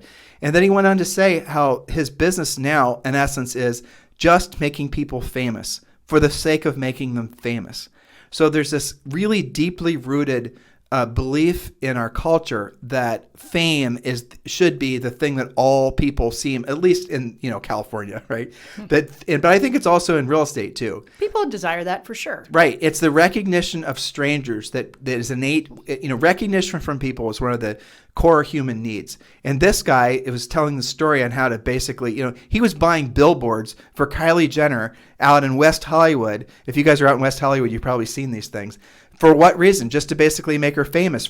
So people would associate, there's a Kylie Jenner billboard. Who's she? I don't know. She must be somebody because she's right next to a billboard advertising Tom Cruise's next movie, right? So this sort of psychological warfare that was going on. But what he was doing was just creating this desirable brand. And that is essentially the pervasive, I think... it's a theme that's out there. That's what you're supposed to strive for. That's what you guys think. And you're thinking as real estate professionals or practitioners, you're believing these types of guys that's what your mission should be, is to be famous. And when you hear people talk incessantly about branding, that's what essentially they're describing as how to basically satisfy your innate human need for recognition. What they're doing is they're feeding into again, I'm going to say it, everybody wants recognition. Everybody wants to feel important. That's just how we all are, to differing levels. And if you're somebody who has this big recognition deficit to fill, you're obviously going to be really turned on by the idea of somehow being some big influencer. And then I see all these mindsets. They're not business approaches necessarily, but these people that are selling these ego narcissism type products, and it's it's infiltrated real estate on all corners. For sure. And people come into the business and they don't realize why they're being told what they're told. They don't understand. They don't understand how manufactured it is, how expensive it is, and how unusual it is. And temporary. For that to work for you. Right, and temporary. That's a good way to make yourself broke. Well, but that's the thing with like social networking, for example. Sure. Like, you do a Twitter post or you do whatever, it's pretty much one and done. And you guys are spending all this time, and I know there's our competitors out there that are constantly beating on you. Your day should be disciplined with doing so many videos, so many this and so many of the other things. Guys, that stuff is it's like digital gas. That's really what it is. It comes and then it blows off into the breeze. You're not building anything that's substantial. You want to believe that there's some sort of momentum that mythically builds up from all that, recurring posting and branding and all the rest of it. But why are you doing it? Really, what's your motivation for doing it? You can tell from some of the Clubhouse things. It's for attention. Everybody wants exactly. And this guy was... But get attention for your work. Right. Well, that's what Warren Buffett's Charlie Munger's partner said. Yeah. He said, don't try to be famous yourself. Try to make your work famous, or more specifically, the results you get for other people famous. Yeah. Well, that's the kind of post on social media you should be doing. That people don't say. Yeah, because it's so much more authentic. Right. Isn't that called social proof? It's not. You're not great because you say so. It's because your people say so. Well, because your clients say so. But I'm thinking about Bob and Jane. Yeah. Right. And so I'm thinking if Bob and Jane are trying to like reignite their spark, and they're trying to, if they fall prey to that type of thinking, it's probably not going to feel real to them, and they're going to feel essentially fake. Right. Yes. Because that's what the world is, and that sort of mindset and approach is trying to tell you to do, act like something you're not, and then you'll become what you are acting like you are. And there is some validity to that, but at the end of the day, if you're not backing it up with actual skill set to be of service to other people, right, it'll be obvious. I mean, look at to bring all of our stories together. Zoe's gymnastics teacher. Okay, I didn't originally know that she was an Olympian. Okay, until I saw her in action, and I thought something is going on with her. I bet you she's the real deal. And then I didn't even know her last name. It was because it was convenient in between podcasts and stuff, right? And so I asked her, is your last name this? And she's like, well, yes, that's me. She's very humble about it, like very opposite of the made up influencers. And I thought, oh my God, that's incredible. But you can, like you say, game smells game. Having the actual skill is so incredibly obvious when you're one-on-one with somebody. So, and I have had coaching calls with people that did a lot of the influencer, look at me stuff, building my brand, yada, yada. And then they get real appointments and they're freaking the heck out. Well, they're toasted. They are toasted. Yeah. And so if they're lucky, that's the catalyst through taking them from unconscious incompetence. They don't know that that's not going to get them there. They don't know what they don't know. And then something happens, like they get a real appointment, they have their butt kicked. because they didn't build the skill. They just built the influence. And then if they're lucky and they swallow their ego a little bit, they then become consciously incompetent and become coachable. So when you're working on the book outline and you're, modeling it after what's best for Bob and Jane, Yep. I wrote down, two thoughts. And this is something I want all of you guys to ask yourselves right now. So you might be in your early 20s or whatnot, and I want you to answer this question. I want you to be truthful about it. And by the way, don't lie. I'll know if you're lying. So the first question I have for you is, if you had to choose between being rich or being famous, what would you choose right now? If you're 25 or if you're 20, what would you choose? Being rich or being famous? You cannot have both. You have to choose. Which are you going to choose? Right? That's the interesting question, isn't it? That's a hard question. You can't have both. You have to choose. Now, I know what you're trying to do. You're trying to negotiate my question. You're trying to say, Nope. Tim, if I'm One or the famous, I'll other. be rich. That's not true. Fame does not equal riches. And rich, by the way, is simply where your money works for you. You no longer have to work for your money. If you make money a non-issue in your life, where you have enough money to easily exceed all your financial hopes, dreams, and whatnot, I assure you that everything else in your life is going to be 1,000 times better. You will not think the way you think, live where you live probably. You'll have everything, every aspect. You will be orbiting the planet along with Elon Musk. And you know what I'm saying here? You'll have transcended your original software and your original coding if you're free from having money worries. And you can create that easily in your lifetime. You can create that in 3 to 5 years. Look at what Glenn's done in a little better than a decade. Well, I mean, not without, I don't want to talk about this too much because it makes some people uncomfortable, but look at all the people we're associated with at EXP. Yeah. Honestly, that we know who have created way more wealth for themselves in the last, just from their association with EXP. That's right. Not even in a lifetime, in less than a decade, in less than half a decade. Dude, like less than three to 5 years. Yeah, it's incredible. We know people that are EXP that are making literally hundreds of thousands of dollars a month that have been with EXP for maybe 5 or 5.5 years. Yep. And it's not, it's incredible. And these are normal people. Right. These are not, you probably don't even know their names. By the way, if you guys want to talk to us about joining our EXP group, of course, Julie and I would love to sponsor you. Just text me directly at 512-758-0206, 512-758-0206, 512-758-0206 if you want to join Julie and I at EXP and have us be your personal sponsors. But if you have to choose between being rich and being famous and you're younger, everyone chooses fame. Yep. And the reason they choose fame is because everyone goes through, and if you're older than that, you'll know what I'm saying is true. When you're younger, you want recognition. When you're younger, you want to be told you're important. When you're younger, you want to be told you're pretty. When you're younger, you need to have the world basically tell you that you're relevant, that you're all the things. You're just a mass of insecurities when you're younger. Are you good enough? Are you going to measure up? You're constantly, subconsciously comparing yourself to other people. That's the nature of being young. It's actually harder to be, life does get, provided you're willing to do what you didn't want to do when you didn't want to do it at the highest level for long periods of time, it actually gets way better the older you get, provided, frankly, guys, you have money. If the older you get and you don't have money, life gets way harder. There's no two ways about it. So in your 20s, you would have chose fame. All of you would have. I promise you. You can exchange the word fame with recognition. So I'll even reframe it. If you have to choose, I'm talking to you, 25-year-old, between getting recognition from a whole bunch of people versus being rich, you're going to go for the recognition. Oh, and by the way, the real estate industry traditionally has known that. That's the reason that at the same time of year when you might be thinking about your financial situation, thinking about renegotiating your commission, the brokerages have always been, flooding you with awards, participation trophies, That's right, isn't it? because they want to appeal to your ego's desire for recognition, so it'll distract you from the fact that you maybe should be asking for a better commission split. That's why there's number one for this, number one for that, number one for showing up at the office, and number one parking spot, and all this. It's because it placates. Yes, you get it does. a new title and you feel great. And it distracts you too. And if I asked you how much you paid your broker, you'd say, well, I'm on this split. Okay, well, what about the royalty fee? What about these other fees? What about the other thing? You don't know. And the reason you don't know is because you've been distracted. It's almost like I can't do it anymore, but I used to be able to distract Zoe.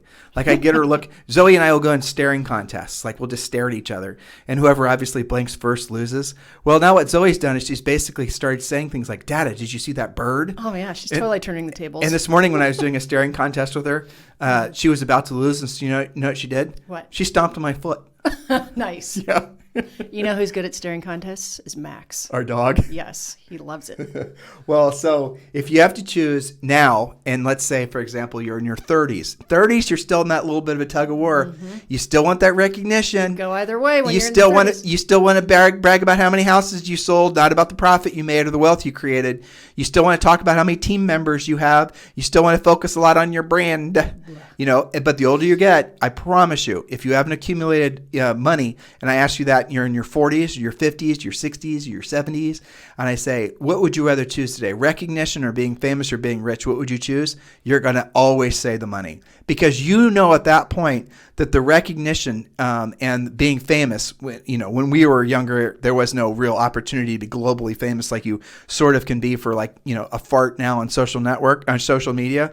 Well, you would have, and when we were younger, I'm glad that wasn't around, because we probably would have gotten distracted by I'm it. sure. I'm glad. It But was easy to. it would have been. But nowadays, I promise you guys, it's harder than ever to stay focused on what it's going to take to actually accumulate wealth for yourself, because there's so many people telling you to focus on being famous. Why are they telling you to focus on being famous? It's not for the sake of being rich.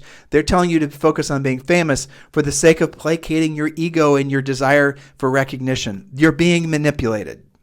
Is there any other way to say it? Systematically and manipulated too. Yeah, definitely. I mean, So- it's like, what's the old thing they say on social networks? If there's no definable product, if the product is free, you're the product. Yes. Yeah, you're That's the right. product. You guys are being gamed. That's really what, at the end of the day, that's really what's happening. And look, And you're not in control. That's not all up to you. It's totally different. I mean, as you were talking, just because real estate and coaching is what we do, not so long ago, we had a post on our Facebook group that literally the agent was saying, thanks, Tim and Julie, for making me get out of my comfort zone. I was showing a property, I door knocked a for sale by owner in the area, and now I have a listing appointment. That's one contact, one appointment. Right. So, but didn't you guys get into this business versus the 100 other realtors that drove past that FSBO that wanted to rush home so they could make their TikTok videos? Yeah, or check on their dancing with their golden retriever or whatever. Exactly, because they think that that's work. Well, it's because They've been convinced that it's work. I think they know it's not work. Yeah. But what they don't realize is that they're being manipulated like marionettes at the end of strings. Basically, you have to go do this and get your little recognition hit.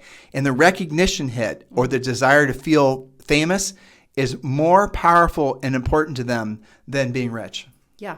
That's what it is. But that's not sustainable, though. They made a subconscious choice. Well, Yeah. it isn't sustainable in the sense that eventually they're going to wise up to the fact that they've made bad decisions. Yeah. Yeah. And the same goes with all sorts of, shiny objects, silver bullet chasing that people just do endlessly. Yeah. Well, in, was it The Treasure Map? One of the books I talk about, it's in the having the plan section, right? So you put point A and you put point B. This is where I am. Point B is where I want to be. You draw a very straight line. This is how it is when you follow a plan, right? And so on the flip side of the page, what I have them do is draw point A and then point B somewhere else and, draw a squiggly line and skip around a lot and stop and start. And basically it's a big scribbled mess. That's how most people are operating right now, because they try things out. They see how that's going to go. They call it's not working. Well, you haven't spent enough money or spent enough time on it. You've got 5 billion impressions, but I don't have any appointments. Well, blah, blah, blah.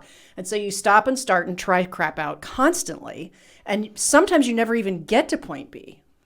Whatever you're avoiding the most in your life is where you're going to find the greatest returns on the investment of time and effort. Or the old saying is, wherever you're avoiding the most in life is where your growth or where your focus needs to be. That really is true. If you were to write down now, and being super honest, and we should round the bend, right? Because we got to go torture ourselves getting screamed at by the 7-year-old while she's trying to learn to ride her bike. But make a list of the things in your real estate business that you will never do, that no one the most convincing person in the world could never talk you into doing. Like, you're just never going to call it for sale by owner. Julie, I will never do that. I'll never call it expired. Yep. I'll never learn how to, do not want to consider myself a salesperson. I'm not going to ever learn how to compete. I don't like the idea of competition.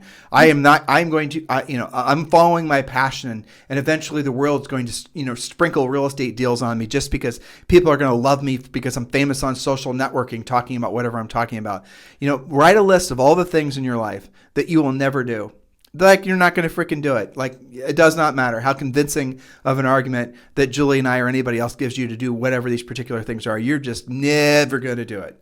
Now, I want you to look to see what those things are. All of those things are the things that are going to make you the money the quickest, aren't they? Yeah. All of those things are going to be the things that put you in a position to help the most people, to have truthfully the most influence on you and your family, and obviously your customers. Those things that you won't do are the very things that once you move past your reluctance, your more than reluctance, your a complete refusal to do them. Yeah. On the other side of that is everything you want. Honestly, it is. That's always true. Yep. That's absolutely true.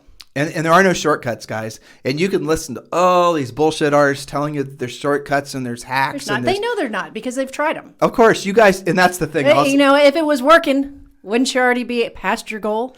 You actually sparked a thought. I was trying to round the bend, but now, I've had some very, very interesting conversations with millennials. And actually, not even millennials. I didn't realize this. Millennials are getting old. They are. Yeah. So they're supposed to be functioning humans by now. Right. But these are Gen Zs. I know. So these are the kids younger than them. And I have to say, the kids that are the early 20 kids, they're really interesting to me because they're not believing what the generation before them believed as far as the millennials. Yeah. And so I just love when I get any kind of text or anything from a show listener or a coaching client, somebody purchased our book, and they're like, we're talking about social networking, and they're like, dude, you're totally right. It's just a bunch of, it's narcissism. It's essentially, mental masturbation. It's not real. And they are the ones that are wanting to learn how to actually be professional salespeople. They're the ones that are willing to drill down and really do the work. Yep. And it's so fascinating to me that this pendulum of sort of, I don't even know what to describe. This pendulum is definitely swinging back to people being in tune what all of our highest and truest purpose on this planet is, which is being of service to others. Where the generation that was essentially germinated during the whole, social networking, buying leads business thing, that is not about the customer. That is about you. So all that stuff and the products and the social network, but the younger generation, they're wise to it. They're tuned into the fact that their highest and truest purpose on this planet, at least this, maybe I'm seeing what I want to see, but they are seemingly en masse realizing what a farce all the crap was. If your goal is to basically create a real sustainable business, and ultimately, I think some of these people, as they're aging, they're realizing that the easiest and shortest path to having that emotional connection is to always stay in tune with the fact that our highest and truest purpose on this planet is to be of service to other people. And as long as you stay on that course, and as long as you're using that as one of your primary filters when decision making, you're never gonna get that far astray. No, that has to be the North Star. Yeah, but it's so funny for me to see this younger generation, to look at the generation that's older than them, and with a little bit of a snarky sneer on their face. Yeah, that's hilarious. We have somebody. I think that he is 23. I had an initial call, and I usually ask general questions to just kind of take the temperature, like how much time you're spending on social media. What does that look like? He's like, I don't do any of that. That's what I'm hearing. I know. And I said, well, you've been pretty successful out of the gates. He's done more than 20 deals his first year. Okay. And he goes, I just call people. Yeah. I just talk to people. And I'm like, how refreshing is that? And I checked I'm like, really? You just call people. That's interesting. He goes, the other thing that I do that's made me successful, I actually answer my phone. Yeah. I don't send everybody to voicemail. I don't have a bunch of filters. I don't have autoresponders. Not building a big funnel and a 17-stage drip campaign. Yeah. I think it's Brad Inman actually talks about this. He does it better than I do. But when you think about drip campaigns, I don't really understand how any people that are supposedly in the marketing business, when they're trying to come up with a definition for a long-term lead follow-up campaign, thought a drip campaign as a defining way of describing it was a good idea. You don't really want anything to be dripping. I mean, can you think of a single thing in life that you want to drip? I can't. I mean, especially. It's not good. It means something's broken either on you, on your house, on your car. Dripping is not good. I'm going to be 51 in March, and trust me when I tell you, I want nothing to drip. I want that out. shit to be locked up. Nope. All the seals good. I want no everything drip. to be taken care of. But then even it just sounds dumb. There's forms of torture that basically they're called. It was it? I think it was called actually Chinese water torture. Where right. They just drip water on your forehead. Not good. I think the medieval torture. There was a form of it was just literally they'd strap you to a chair and they just drip water on your head very slowly, and just the methodical annoyance drip would make you insane. Yeah. And somebody thought, these big geniuses thought, well, I know what we'll do. We'll do the same thing digitally. And somehow miraculously, We'll annoy you into compliance. We'll annoy you into working with us. I mean, it's funny because I get we have property lots of different places. We have clients lots of different places. So naturally, we get a lot of drip campaigns sent to us about a new listing or a house or some kind of catchy phrase. And I always think, I wonder whether this agent knows, like, I was just curious. Like, I'm not a real lead, right? Yeah. And I also wondered whether they realize that whoever they're dripping is not just getting drips from you. It's just like the most inefficient thing. You went desperately to hop up on our normal soapbox. No, I don't. I'm just saying, yeah, yuck. Yeah, anyway, guys, but coming, let's do a little prequel. Hopefully they've enjoyed this back and forth.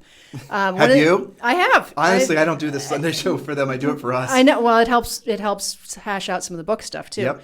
But a prequel, we are going to talk to you guys next week about identifying the difference between appreciation versus inflation, because I think that's a hot topic and you need to understand the difference and what types of things to be investing in when we're experiencing those things. So that's a little bit more of a coaching educational thing, but that's what we do during the week. So that's a prequel. Those will be interesting. It'll give them ammunition not just to take care of themselves financially, but also be able to have a little bit more insightful intellectual conversations with other people too. Exactly. Talking to people. Mm-hmm. So we try and give you some good talking points. And, to round the bend, we've talked a lot about a lot of different things. And hopefully what they bring from this is that doing the real work in real estate, that's what you lead with. This whole rest of the picture, you can support your work with some of your social stuff and to watch your exposure. Whether you're actively doing that or not, you have exposure. You just might not realize where it's coming from. And then you can change that if you want to. You can enhance it. You can branch out. If you want to have an unfair advantage in the marketplace right now, you've got to accept the fact that you have to do the opposite of what everybody else is doing. Look, Julie and I have profiles. Julie and I were pre-IPO investors in Facebook. We have ancient profiles on all the social things. We had a Twitter thing set up right when Twitter started, all that stuff. But we never thought it would be, it was an enhancement or a supplement to what we were doing in our business. And I'll give you an example. I see this happening a lot in these Clubhouse conversations. You can do all the best social media that you could possibly imagine. You could hire that guy that basically made the Kardashians famous. At the end of the day, the reason they got famous is because they were able to back that up with business approaches and create products that people were willing to buy. So clearly, Kris Kardashian is an absolute genius as far as marketing goes, right? Or at least she was smart enough to put herself in the way of other people who were geniuses. But where you guys are going to fall short, a lot of you, following this current, I think, trend, is that you don't have anything to back it up. And at the end of the day, if you don't have anything to back it up, the customer's not going to choose to do business with you. It takes a lot more sales skills to get someone to list their house with you than it does to sell them some perfume. So you have got to be really clear that at the end of the day, your ability to pick up the phone and have direct, proactive conversations with people, that is the ultimate tool to be successful long-term in this industry. And I'm sure any industry, but this is the hill that we die on, right? Mm-hmm. So the real estate industry is what we know. And the real estate industry, if you're willing to have the conversations that will be sales-oriented, that helping that customer come to the conclusion that you're the person they should hire to help them solve the problem of selling the house and working on them, helping them buy a house too. But we primarily focus on the seller side of things. When you're willing to do whatever it takes to become the very best version of you, being a real estate salesperson, and don't be in conflict with any of my words, because that is how the public sees you, no matter what your business card says, then on the other side of that is all the freedom you could ever possibly want. Because you will be somebody who then maybe chooses never to essentially, take the slow road down narcissistic river of social networking. Maybe you just touch on it like Julie and I frankly do. But if you don't have actual products, if you don't have actual skill set, if you don't have, if there's essentially nothing there, the public is going to instantly figure it out. And again, this is one of the reasons I find fascinating on Clubhouse. It's a very interesting cultural experience for me. Because I've never had an experience where there was unfettered, constant streaming of communication happening. And some of these rooms have 5,000 people in them. But what becomes really clear instantaneously, not just to someone who has a tuned-in ear like Julie and I do, frankly, but even to people that are novices, that are, say, new to real estate, for example, or new to businesses and being an entrepreneur, they even can instantly figure out the people that are full of shit versus the people that aren't. The tall hat, no cattle types, they are so obvious in an environment where they're actually being compared to somebody who is the real deal. And I don't know if you get into Clubhouse and you're listening, listen for that, because that's what's going to shock you. Because you're going to instantly hear the difference between somebody who's real and somebody who's fake. But I wonder if it wasn't for that type of environment, would you guys ever have learned to develop the tonality to know the difference? I'm trying to make it musical here for Julie's sake.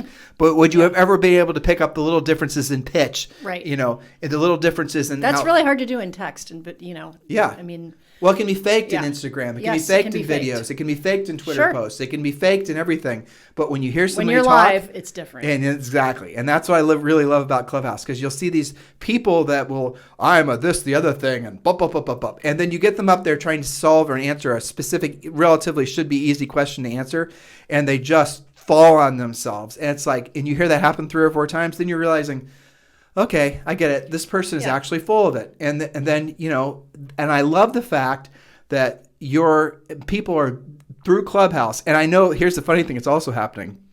Did I tell you about this? The people that are really the cream and Julie and I are just keeping low profiles too. We're occasionally speaking, but this is not something we're hovering. And like I said, it's a great social experience. But the people that are really starting to rise to the top are starting to actually have problems created for them by the people who they're essentially surpassing. And by that I mean they're building an instant social credit on this platform, on this app, because people know, for example, this person's the real deal, and these people aren't.